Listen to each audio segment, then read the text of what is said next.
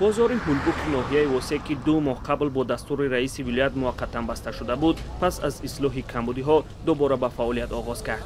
Мақомоти бозор мегӯянд ки баъд аз рафъи норасоиҳои мавҷуда аз ҳукумат иҷозати фаъолиятро дубора дарёфт намуданд.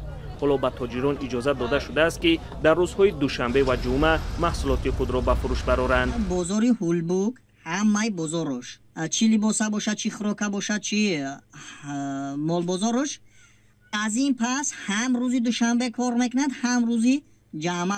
масъулони бозор ба ҳукумати маҳаллӣ тарҳи нави босозии бозорро пешниҳод карданд. бинобар он мошинҳои боркаш бояд дар дохили бозор ҷойгир карда шаванд. ин иқдом ба мақсади таъмини тартибот ва бехатарии ҳаракат дар атрофи бозор амалӣ мегардад.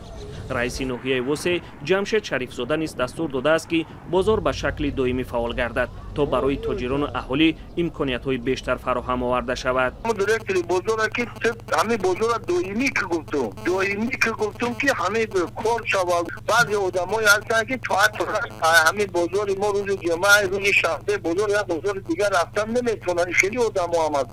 бозори Ҳулбук яке аз калонтарин бозорҳои ноҳияи Восеъ ба ҳисоб меравад ва дар миёни мардум ба номи ҷумъа бозор машҳур аст.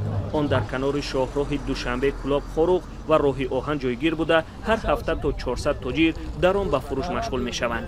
сокинони маҳаллӣ мегӯянд ки нарху навод дар ин бозор нисбат ба дигар бозорҳо арзонтар аст. фурӯшандагон ва масъулини бозор таъкид доранд ки минбаъд тамоми қоидаҳоро ҷиддан риоя хоҳанд кард, то бозор тавонад пайваста ва бидуни халал фаъолият намояд.